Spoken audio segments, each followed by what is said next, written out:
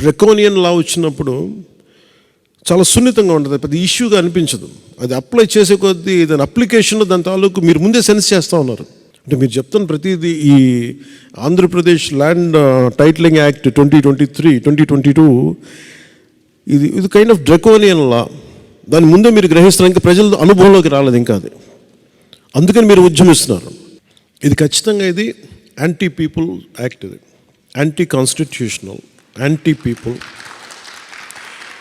ప్రాథమిక హక్కుల్ని ఉల్లంఘించే చట్టం ఇది కాదు. ఇది నేను సగటు మహిళకి చిన్నపాటి ఒక 6వ క్లాస్ చదువుకునే విద్యార్థికి కూడా ఇది అర్థమయ్యేలాగా నేను చెప్పగలగలేదు.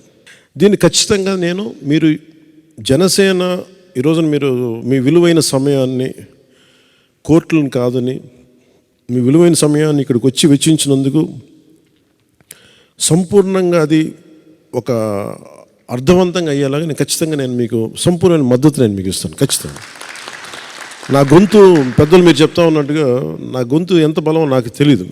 నేను పని చేసుకుంటూ వెళ్ళిపోతాను, కానీ నాకు దాని రీచ్ ఎంతమంది ప్రభావితం చెందుతో నాకు నిజంగా తెలియదు. నేను చేసుకుంటూ వెళ్ళిపోతాను, కానీ నాకున్న ఎంత బలం మేరకు, నా శక్తి మేరకు ఈ చట్టాన్ని ఖచ్చితంగా దీన్ని అమలు కాకుండా చూసే బాధ్యత నేను తీసుకుంటాను. ల్యాండ్ టైటిలింగ్ యాక్ట్ పేరు మీద పట్టా పుస్తకాల మీద ఆంధ్రప్రదేశ్ రాజముద్ర తీసి జగన్ ఫోటో వేయించుకొని తన అచ్చరాకైన పనులు చాలా చేస్తూ లక్షలాది ఎకరాల ల్యాండ్ టైటిలింగ్ యాక్ట్ పేరు మీద లక్షలాది ఎకరాలని ప్రజల ఆస్తుల్ని కబ్జా చేస్తున్నారు.